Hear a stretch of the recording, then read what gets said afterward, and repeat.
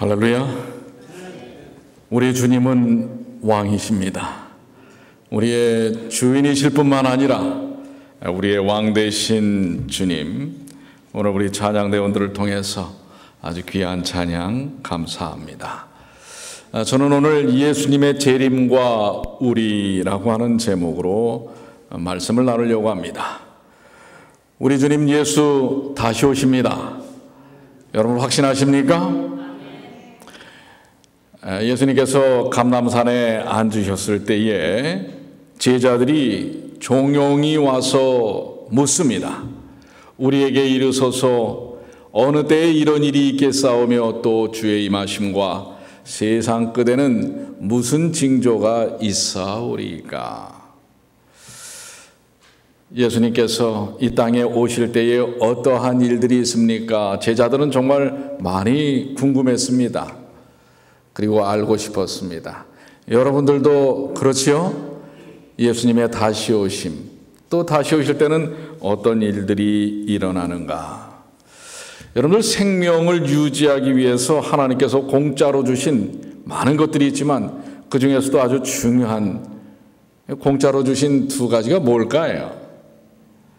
우리의 생명을 유지하기 위해서 하나님께서 주신 생명 유지를 위한 요소, 공기, 또 하나는요 물. 근데 지금 이 모든 것들이 정말 크게 망가지고 있는 것을 여러분들 아시지 않습니까? 사실 물은 예수님의 경우도 그렇지만은 한 40일을 먹지 않아도 어떻게 견뎌낼 수 있다고 그래요.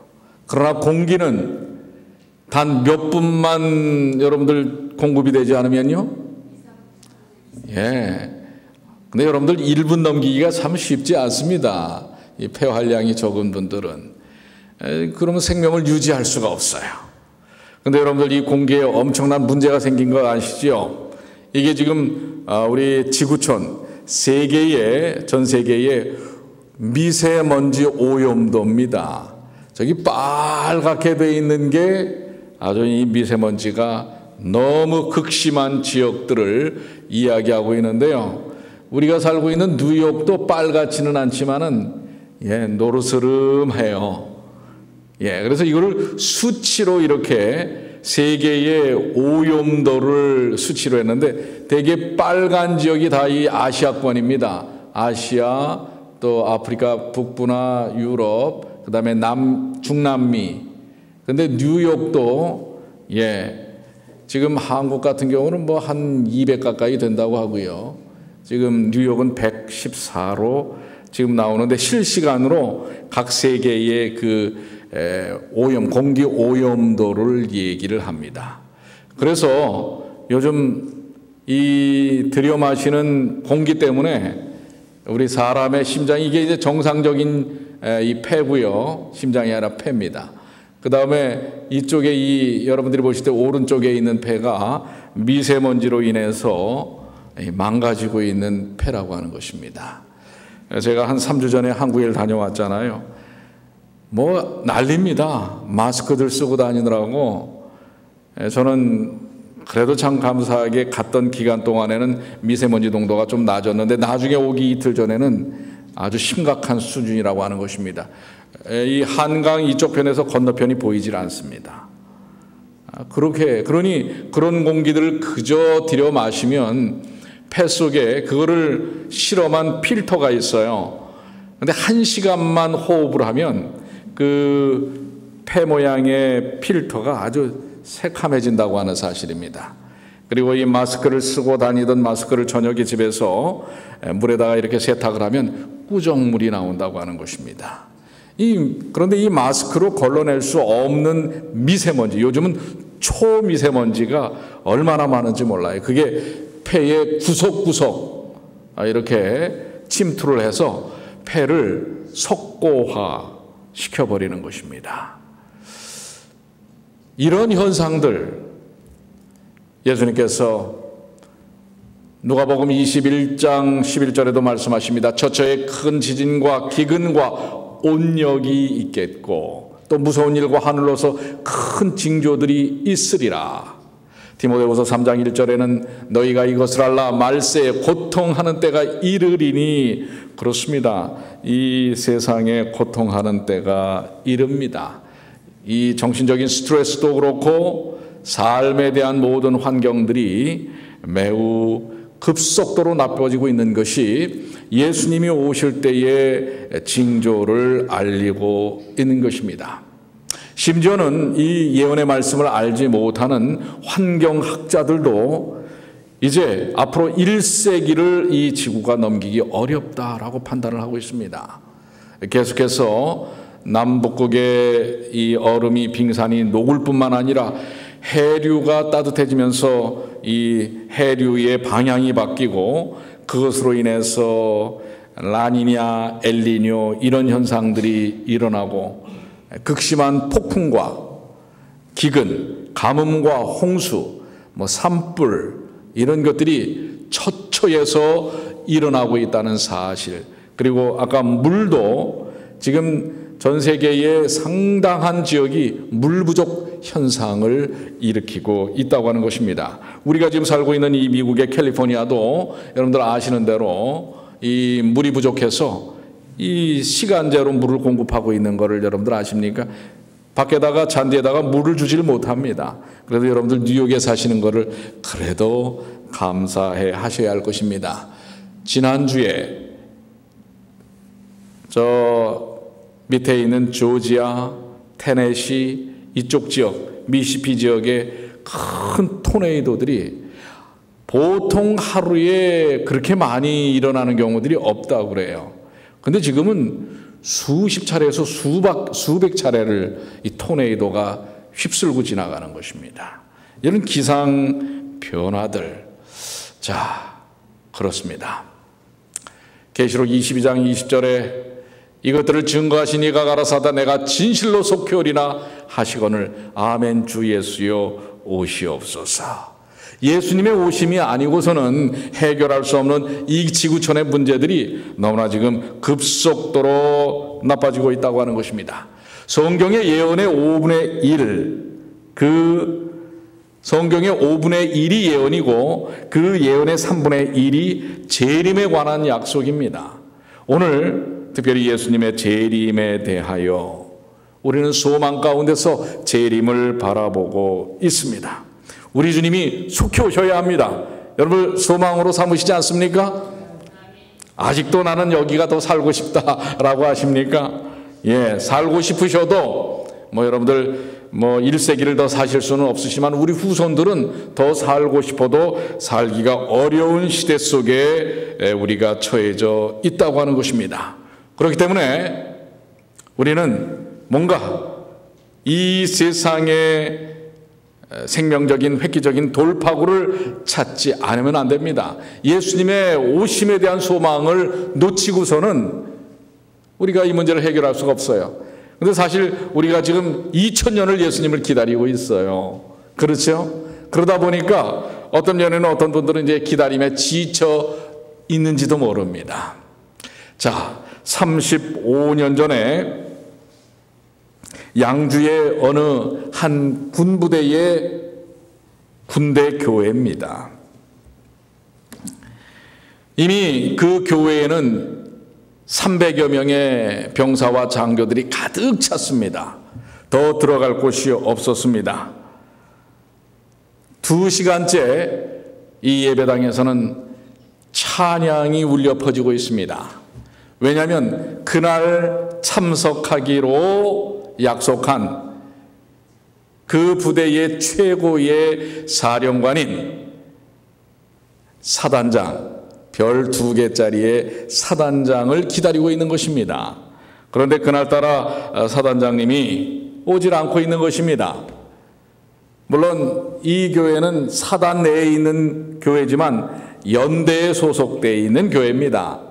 그래서 연대장부터 그 연대 내에 있는 모든 장교들, 그리고 주변에 있는 연대의 장교들, 그리고 병사들까지 300여 명이 아주 가득 차 있었고, 채 들어가지 못한 사람들은 그 옆에 있는 막사에 있기도 하였습니다.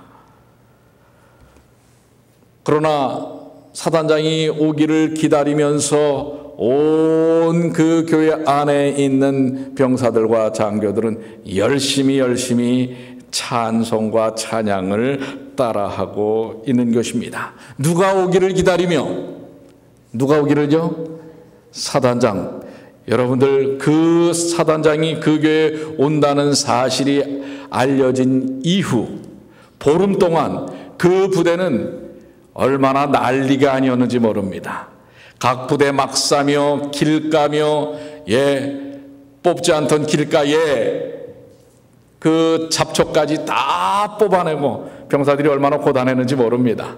그러나 누가 오기를 기대하며, 사단장이 오기를 기대하며, 이 사단장이 이 연대교회의 교회에서 예배를 드리는 일은 그렇게 흔한 일은 아니었습니다. 그렇기 때문에 그 부대의 최고 사령관인 연대장, 아직 별을 달지 못했지요. 이 연대장으로 시작하여 모든 장교들은 그야말로 노심초사 이 손님, 특별한 손님을 맞이하기 위해서 얼마나 준비를 하고 준비를 했는지 모릅니다. 막상 그날이 되었는데 이분이 2시간 동안 오지 않는 것입니다. 그래서 계속해서 한 병사의 인도를 따라서 언제 올지 모르는 그 사단장을 기다리며 열심히 찬양으로 준비하고 있는 것입니다. 그런데 이 기다림 가운데에 문제가 있었다고 하는 것입니다. 그 전날 저녁에 이 교회에서 이제 사단장이 예배를 드리기 때문에 이 교회를 담당하고 있는 군종사병, 요즘은 종교사병이라고 얘기를 해요. 그 교회를 담당하고 있는 종교사병과 그 주변에 있는 교회의 종교사병들이 와서 교회를 청소하는 일을 밤늦게까지 했던 것입니다. 그런데 준비를 잘 하다가 그만 너무 피곤했던지 새벽녘에 거기서 같이 청소하던 일부 병사들은 이제 근무가 있어서 돌아가고 남아있는 두 명의 군종 이 종교사병은 청소를 다 채 마치지 못한 상태에서 잠깐 눈을 붙이기 위해서 잠이 들었습니다. 그런데 이 교회는 우리는 지금 커튼이 없지만은 가끔 그 안에서 종교 영화를 틀어주기 때문에 안막장치가 돼 있어요. 커튼이 2겹으로 돼 있는데 아주 쳐놓으면은 깜깜한 것입니다. 그거를 쳐놓고 잠이 들었어요. 그 다음날 새벽에 이제 그날 아침 예배에 사단장이 오기 때문에 그 부대의 최고 책임자인 연대장은 그 옆을 후다닥 뛰어다니면서 청소 상태를 점검을 하는 것입니다. 그래서 교회 안을 문을 이제 열고 들어갔더니 캄캄한 것입니다. 이미 해는 떴어요. 교회 안은 깜깜합니다. 그리고 쾌쾌한 냄새가 나는 것입니다. 그래서 커튼을 젖히고 봤더니 이 2명의 군종사병이 교회당에 널브러져서 자고 있는 것입니다. 세상 모르게 자고 있는 것입니다. 그런데 그냥 자고 있는 것이 아니라 이 2명의 군종사병이 일하다가 지쳐서 배도 고팠던 모양이에요. 한쪽에다가 골로 위에다가 라면을 끓여 먹고 그것을 치우지도 않은 상태에서 널브러져서 잠깐 자고 일어나서 청소할 것이라고 생각하고 잤는데 그만 해가 뜰 때까지 어떻게 한 거예요? 그 커튼이 쳐져 있으니 해가 뜬지도 모르고 잔 것입니다. 자, 제대로 된 기다림이었어요? 어떻습니까? 이 2 병사는 그 시간부로 군종사병에서 해임이 되고 말았습니다. 정말 열심히 준비하고 기다렸습니다. 그리고 그날 아침 이루어질 사단장을 모시고 드릴 예배에 큰 희망과 꿈을 갖고 있었어요. 그런데 준비 과정에서 어떻게 했어요? 잠이 들고 말았습니다.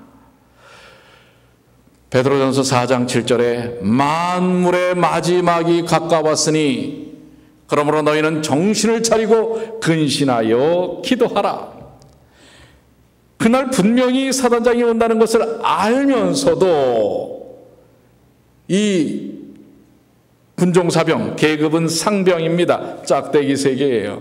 지금 그 부대의 최고 사령관인 연대장도 노심초사 준비를 하고 있는데 이 상병인 군종사병은 험한 지금 마지막이 되어서 정신을 차리지 못하고 깊은 잠에 빠져 있었던 것입니다. 마태복음 24장 44절에 그러므로 너희도 예비하고 있으라. 뭐 하지 않은 때에? 생각지 않은 때에 인자가 오리라. 사실 사단장이 오는 것은 분명히 정해진 시간이 있었습니다. 그날 10시였어요. 그런데 새벽녘에 그들은 잠을 참지 못하고 배고픔을 참지 못하고 그저 자기들의 생각 속에서 잠시 눈을 붙이고 일어나서 하면 되겠지라고 하는 일상적 생각 속에서 험한 어려움을 당하고 만 것입니다. 우리가 예수님의 오심을 고대하는 재림 성도들입니다. 아니, 그리스도인입니다. 이 땅에 있는 모든 하나님의 백성들의 진정한 소망이 있다면 그것은 다시 오실 예수님을 기다리고 고대하는 것입니다. 준비하는 것입니다. 그런데 만물의 마지막이 가까웠는데 우리가 정신을 잃고 잠이 든다면 어떻게 될 것인가? 그 두 병사의 삶의 결과는 결국 그 두 병사는 이제 다른 부대로 소속이 되어서 이 군종사병으로서의 역할을 하지 못하고 제대를 하고 맙니다. 여기 우리는 예수님의 재림을 기다리는 하나님의 사람들이, 하나님의 백성들이, 그리스도인들이 어떻게 재림을 맞이하기 위하여 준비하고 어떤 태도로 살아야 할 것인가? 오늘 본문의 말씀 이사야 40장 3절로 8절의 말씀이 바로 그 말씀인 것입니다. 먼저 다시 한번 3절로 5절에 있는 말씀을 다시 한번 봅니다. 외치는 자의 소리여 가로되 너희는 광야에서 여호와의 길을 예비하라. 뭐라고요? 누구의 길을 예비하라? 여호와의 길을 예비하라. 사막에서 우리 하나님의 대로를 평탄케 하라.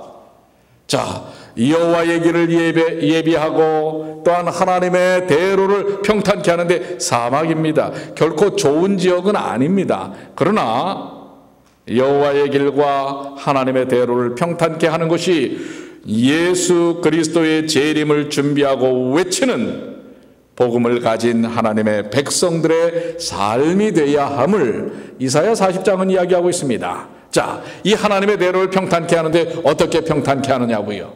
골짜기마다 도두어지며 산마다 작은 산마다 낮아지며 고르지 않은 곳이 평탄케 되며 험한 곳이 평지가 될 것이요 여호와의 영광이 나타나고 모든 육체가 그것을 함께 보리라. 대저 여호와의 입이 말씀하셨느니라. 자, 그 사단장이 오기 위해서 보름 전서부터 우리 많은 병사들은 정말 골짜기를 도두었습니다. 조금이라도 비로 인하여 패여진 곳이 있으면 다 메꾸는 것입니다. 둔덕이 생기면 그걸 다 깎아내는 것입니다. 이것이 어떤 의미에서는 기다림으로 준비하는 자들의 삶의 자세가 되어야 한다고 하는 것입니다. 이 여호와의 길을 그리고 하나님의 대로를 평탄케 하는 하나님의 백성들, 어떤 준비가 필요할까요? 예수님이 마태복음 25장에 말씀하셨지요. 그때 천국은 마치 등을 들고 신랑을 맞으러 나간 10처녀와 같다 하리니 그 중에 5은 미련하고 5은 슬기 있는지라. 여러분들 이 내용을 너무나 잘 압니다. 그런데 이 신랑이 더디 오지요.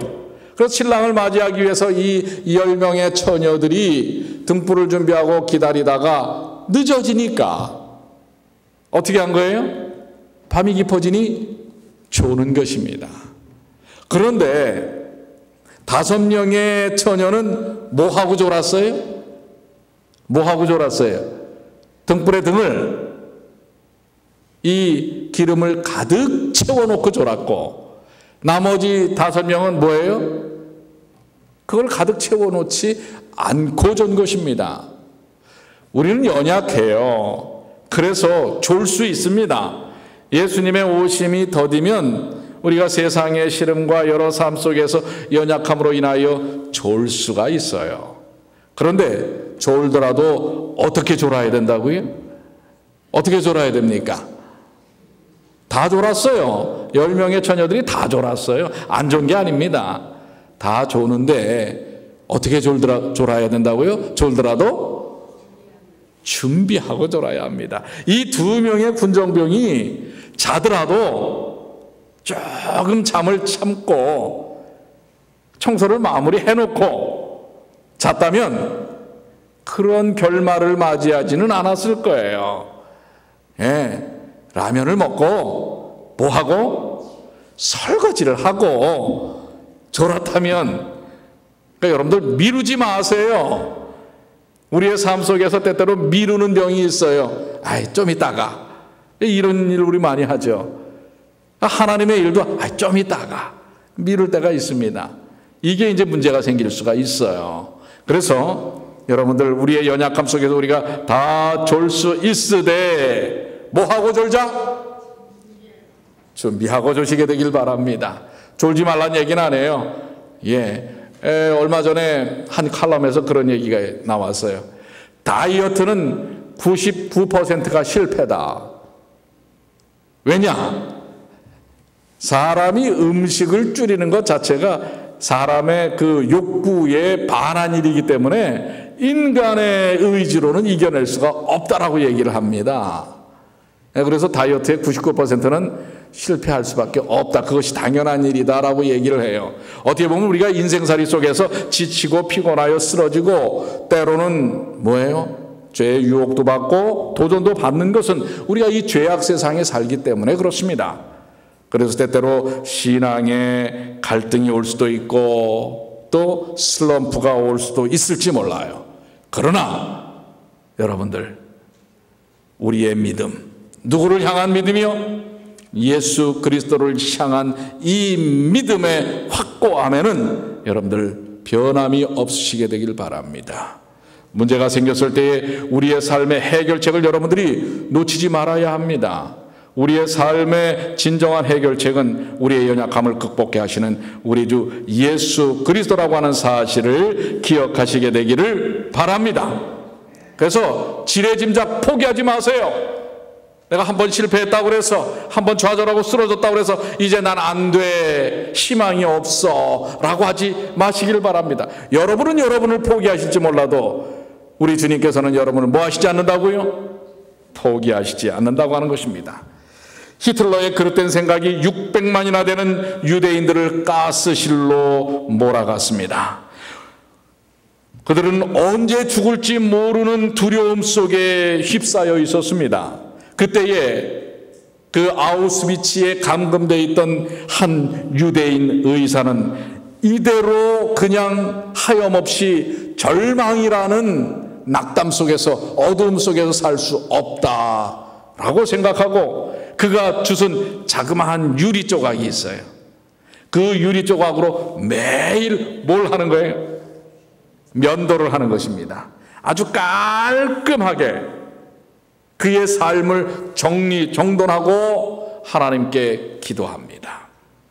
그 희망 없는 그곳에서 하루에도 수백 명씩 죽어나가는, 언제 자신이 선택되어질지 모르는 그런 환경 속에서 자신의 그 너저분한 죄수복이지만은, 제대로 주어지지 않는 음식이지만은 자기의 삶을 언제나 하나님 앞에 간절히 맡기면서 면도하면서 지냈는데요.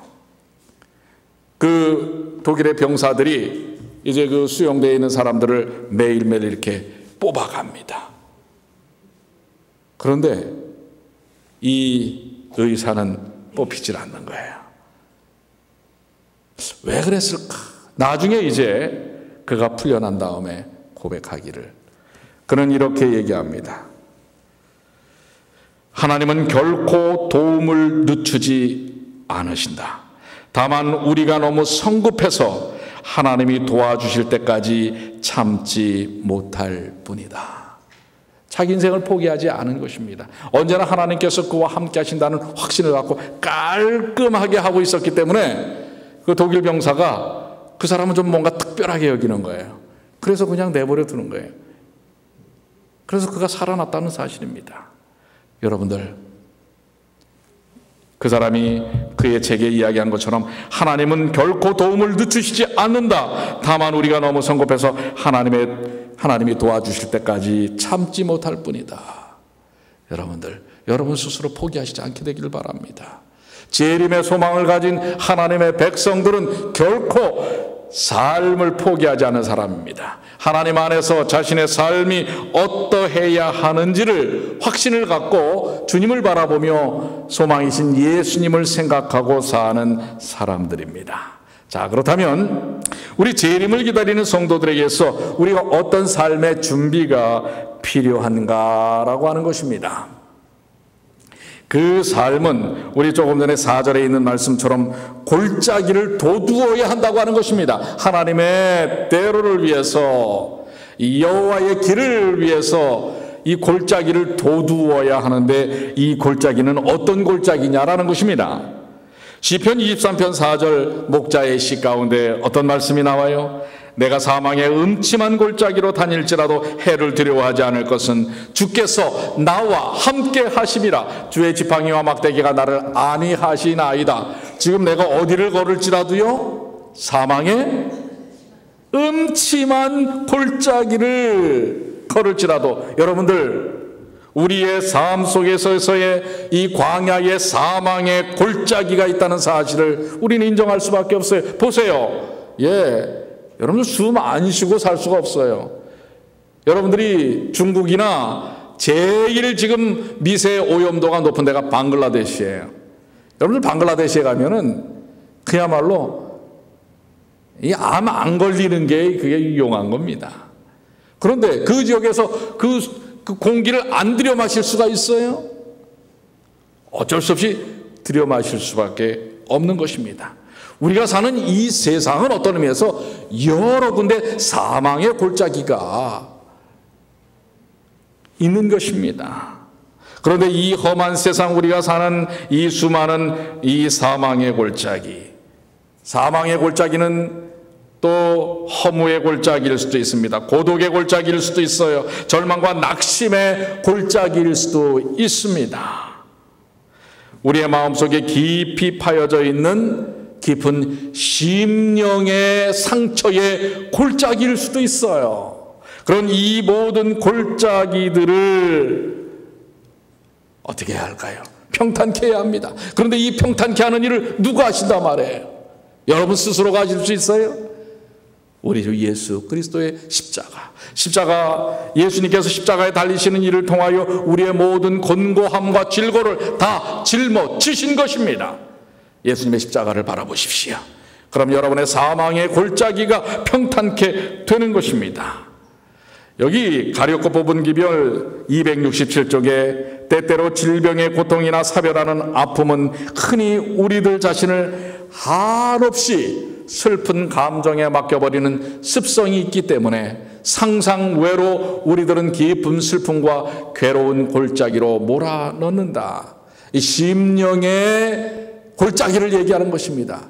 이런 골짜기에서 벗어날 수 있는 일은 오직 그 일을 평탄케 하신 우리 주 예수 그리스도. 우리의 마음의 상처, 심령의 골짜기, 이 모든 것이 주님의 보혈의 은혜로 치유함 받았다는 사실을 기억하시게 되길 바랍니다. 그렇기 때문에 예수님의 재림을 소망으로 기다리는 사람들은 이러한 모든 골짜기를 평탄케 해야 하는데, 그 평탄케 하는 일은 바로 예수님의 십자가를 바라보는 일이라는 사실을 말씀하고 있는 것입니다. 오늘 예수의 재림을 준비하는 사람들의 첫 번째가 뭐가 되어야 된다고요? 무엇을 바라보자? 예수님의 십자가를 통해서 여러분의 심령과 사망의 모든 골짜기를 평탄케 하는 삶을 사시는 우리 주님의 자녀들이 되시기를 간절히 축원합니다.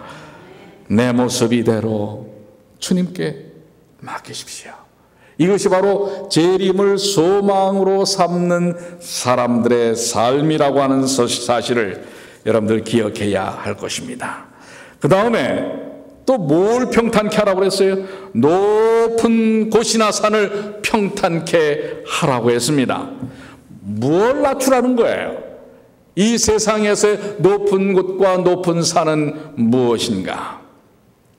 디모데전서 6장 3절로 5절 누구든지 다른 교훈을 하며 바른 말 곧 우리 주 예수 그리스도의 말씀과 경건에 관한 교훈에 창념치 아니하면 저는 교만하여 아무것도 알지 못하고 변론과 언쟁을 좋아하는 자니 이로써 투기와 분쟁과 회방과 악한 생각이 나며 마음이 부패하여지고 진리를 잃어버려 경건을 이익의 재료로 생각하는 자들의 다툼이 일어나느니라. 즉 죄로 말미암아 높아진 이기적인 마음, 교만함, 하나님의 말씀이 아닌 인간의 사상으로 높여진 이것을 닦아내어야 한다고 하는 것을 말씀하고 있습니다. 그래서 사도 바울이 뭐라고 그랬어요? 나는 날마다 뭐 한다고 그랬어요? 죽노라. 죽어야 하는 경험입니다. 예수님의 재림을 기다리고 소망하는 자들은 자신의 삶 속에 있는 의, 자신의 자랑, 욕망, 논리, 경험, 교만, 이것을 다 십자가로 인하여 깎아내지 않으면 안 된다고 하는 것입니다. 사람들은 자신의 의를 드러내기를 좋아합니다. 이게 죄성입니다. 자기가 옳다고 생각합니다. 자기 경험이 최고라고 얘기합니다. 이것을 깨트리지 않으면 재림을 기다리는 소망을 가질 수 없다고 하는 것입니다. 오해요. 그 안에 자기가 가득 찬 사람들은 예수님을 기다리지 않습니다. 자신의 판단으로, 자신의 생각으로 모든 것을 하기 때문에 그렇습니다. 여호와의 길은 겸손한 자에게, 순종하는 사람에게 예비된다고 하는 것을 기억해야 합니다. 세 번째는 우리 본문의 말씀 가운데에 험한 곳을 평지가 되게 해야 한다고 하는 것입니다. 호세아 10장 12절에 너희가 자기를 위하여 의를 심고 긍휼을 거두라. 지금 곧 여호와를 찾을 때니 너희 묵은 땅을 기경하라. 마침내 여호와께서 임하사 의를 비처럼 너희에게 내리시리라. 너희 무엇을 기경하라고 그랬어요? 묵은 땅이 뭐예요? 딱딱하게 굳어져 있는 것입니다. 다른 사람 말 듣지 않습니다. 그죠? 뭐예요? 그 자신의 이 모든 것으로 가득 채워져서 이 마음의 신비가 묵어 있어요. 그래서 이 묵은 땅에서는 씨앗이 뿌리를 내릴 수 있어요? 없어요? 그럼 싹을 틔울 수가 없는 것입니다. 그래서 농부가 밭을 이제 씨를 뿌리고 뭔가 곡식을 수확하기 위해서는 이 묵은 땅을, 굳어져 있는 묵은 땅을 부드럽게 기경을 해야 하는 것입니다. 오늘 우리의 마음, 우리의 삶을 어떻게 보면은 이렇게 갈아서 엎어야 하는 것입니다. 이것은 오늘날의 용어로 표현한다면 패러다임, 고정관념, 이 고착화되어 있는 생각을 바꿔야 합니다. 제가 작년에 우리 이 중동부 지역에 있는 목회자들과 야영회를 해봤잖아요. 그런데 요즘 우리 교회들은 젊은 목사를 참 좋아합니다. 젊은 목사들이 패기가 있고 새롭고 능력이 있을 거라고 생각하기 때문에요. 그런데요, 그것도 사람마다 다르더라고요. 저보다도 무려 한 20년 이상 젊은데 다른 사람 말 안 들어요. 그런 목회자들도 있어요. 이 목사님들 제가 욕하는 게 아니라, 그러니까 사람은 연수도 문제가 아니고 경험도 문제가 아니에요. 그 사람의 관념, 관점이 어떠느냐가 상당히 중요한 것입니다. 다른 사람의 말을 듣지 않는 사람은 이 마음밭을 기경할 수가 없어요. 아니, 사람의 말도 안 듣는데 하나님의 말씀 듣겠어요? 모르죠. 사람의 말을 안 들어도 하나님의 말을 들은지는 모르지만은 여러분들도 한번 생각해 보세요. 내가 다른 사람의 말을 잘 듣는가, 아니면 내 말을 하려고 그렇게 쓰는가? 내 의견과 주장을 관철시키기 위해서 노력을 더하는가, 아니면 마음을 열어놓고 다른 사람들의 이야기, 그 상황을 잘 살피려고 애를 쓰는가? 한번 여러분들, 이거는 누구는 그렇다더라 저렇다더라 이야기할 수 없는 것입니다. 여러분들 스스로가 내가 정말 열려있는 마음을 갖고 있는가? 이것은 바로 너희 묵은 땅을 기경하라. 그러면 이 기경된 마음 속에 성령의 비, 여러분, 우리가 그토록 고대하는 늦은비 성령의 역사는 마음이 딱딱하게 굳어져 있고 자기 의에 갇혀 있을 때는 늦은비 성령의 역사를 경험할 수가 없다고 하는 것입니다. 그렇기 때문에 우리의 마음의 밭, 이 묵은 땅을 기경하는 주님의 귀한 자녀들이 되시길 바랍니다. 여러분의 삶의 패턴을, 우리 아까 아침에 공부하는데 우리 한 집사님이 그런 질문을 해요. 목사님, 제가 요즘 이렇게 사는 게 맞는지 모르겠어요. 때때로 그런 의심이 든다는 거예요. 그런 의심은 상당히 성령의 음성일 수 있어요. 그래서 제가 그런 말씀, 그렇다면 그것까지도 주님께 아뢰세요. 하나님, 제가 정말 제대로 신앙생활을 하고 있나요? 제가 옳다고 믿었던 것들이 정말 옳은가요? 이렇게 묻는 일까지도 그분께 하고, 그분이 나를 어떻게 이끄시는지를 내어 맡겨보라는 것입니다. 이게 바로 예수님의 재림을 준비하는 하나님의 백성들의 삶이라고 하는 것입니다. 그럴 때 마침내 여호와께서 임하사 의를 비처럼 너희에게 내리시리라. 하나님의 은혜를 경험하는 삶인 것입니다. 여러분들, 지난 3월 1일 미주 한국일보에 몇 장의 사진이 올라왔습니다. 한 서부에 있는 교회입니다. 어느 교회일까요? 우리 재림교회입니다. 우리 제7안식일 예수 재림교회 로마린다 한인교회입니다.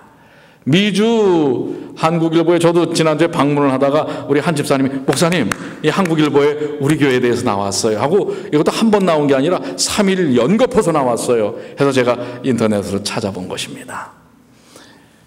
3월 1일자 미주 한국일보에 새성전 완공 및 헌당 예배, 음악회든 행사 다채, 온 교우의 기도와 헌신 끝에 13년 만에 완공된 새성전 앞에서 로마리나 한국인 재림교회 온 성도들이 제2의 도약을 기원하며 한자리에 모였다. 이렇게 기사가 났는데요.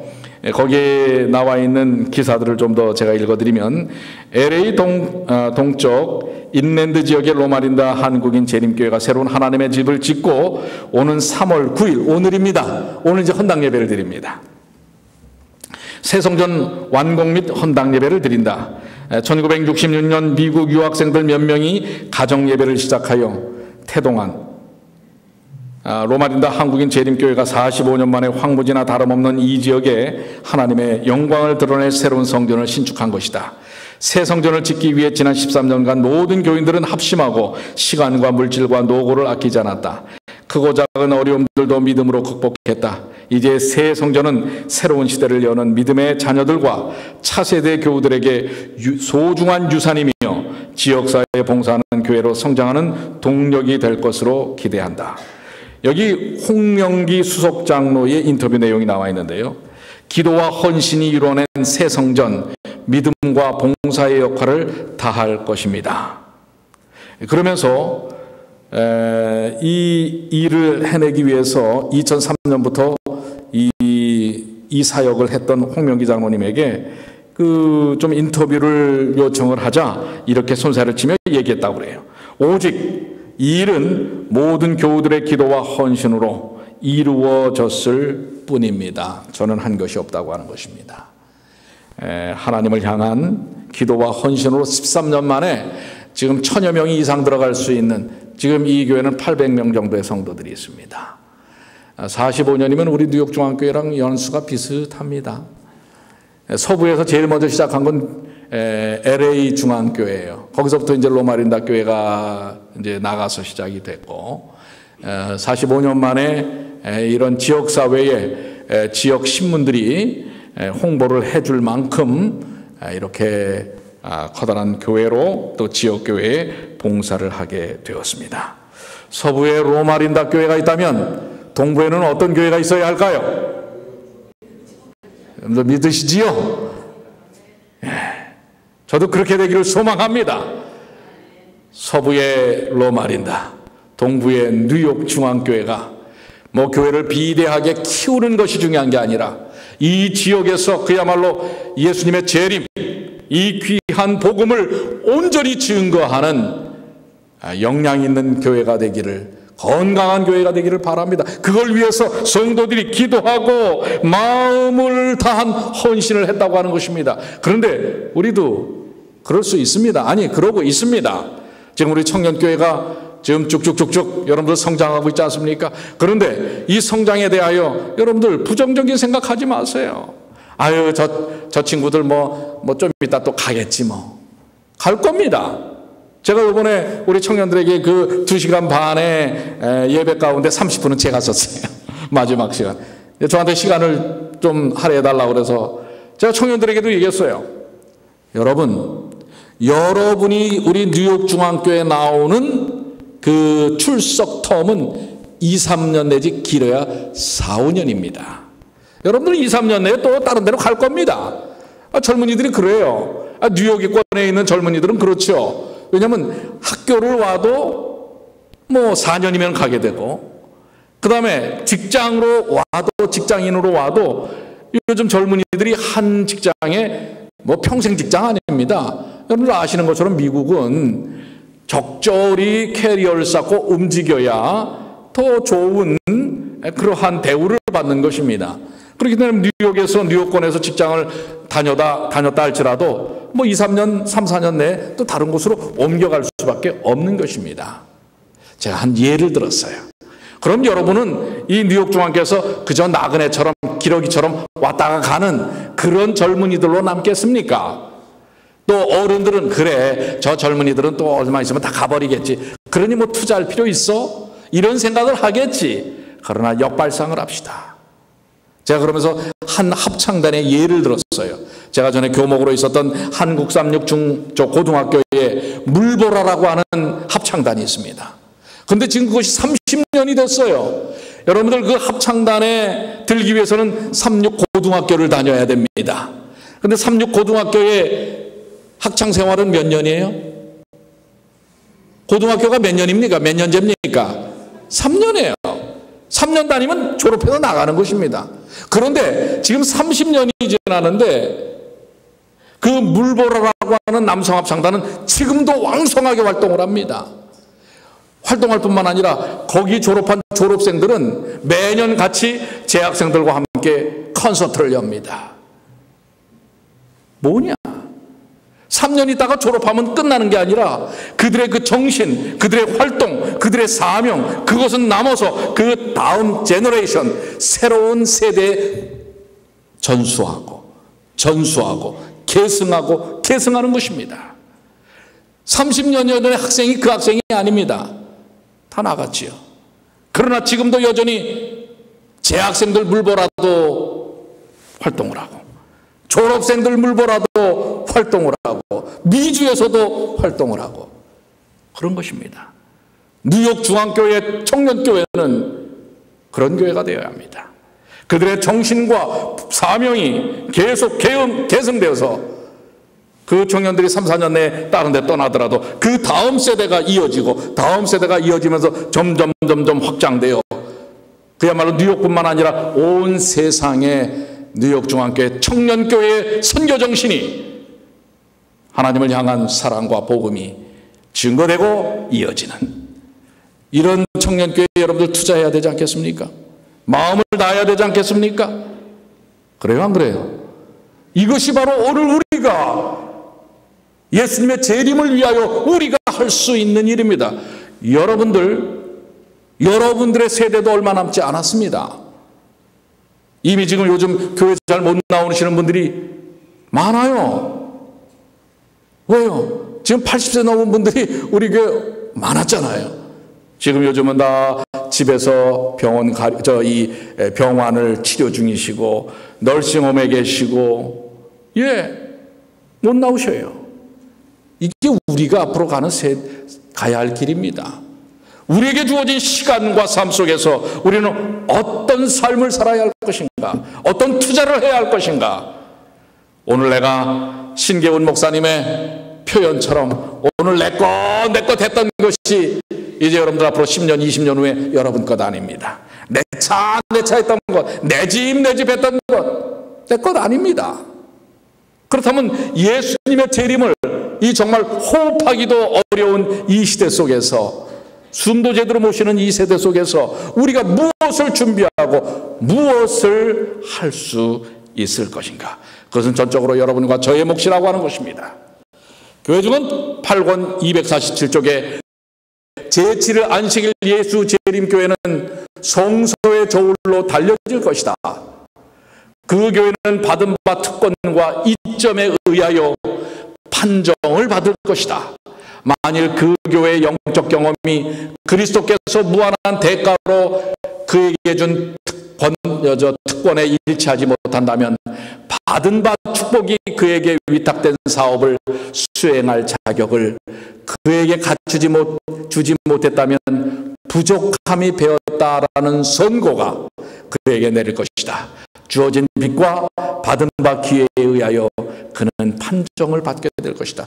오늘 우리가 얻은 은혜가 크다면, 주어진 특권이 크다면 그것에 대한 분명히 지불해야 할 값도 있다고 하는 것을 이야기하고 있는 것입니다. 그러나 여러분들 두려워하지 마십시오. 우리는 예수님의 십자가로 인하여 구원받은 하나님의 백성들입니다. 이제 예수님의 다시 오심을 통하여 이 세상 거친 사망의 골짜기와 같은 이 세상 가운데서 우리를 건져내실 것입니다. 이제 오늘 우리에게 주어진 힘, 시간, 에너지들을 통해서 사망의 골짜기를 메꾸고 높은 산을 깎고 험한 땅을 기경하여 성령의 은혜의 단비가 경험되어지는, 서부에서 로마린다가 그런 경험을 가졌다면 우리 뉴욕 중앙교회가 이 동부에서 그런 경험을 갖는 주님의 귀한 자녀들이 되시기를 간절히 축원합니다. 그래서 오늘 본문의 말씀을 다시 읽습니다. 우리 한번 다 같이 읽어볼까요? 외치는 자의 소리여, 시작. 외치는 자의 소리여 가로되 너희는 광야에서 여호와의 길을 예비하라. 사막에서 우리 하나님의 대로를 평탄케 하라. 골짜기마다 도도해지며 산마다 작은 산마다 낮아지며 고르지 않은 곳이 평탄케 되며 험한 곳이 평지가 될 것이요 여호와의 영광이 나타나고 모든 육체가 그것을 함께 보리라. 대저 여호와의 입이 말씀하셨느니라. 아멘.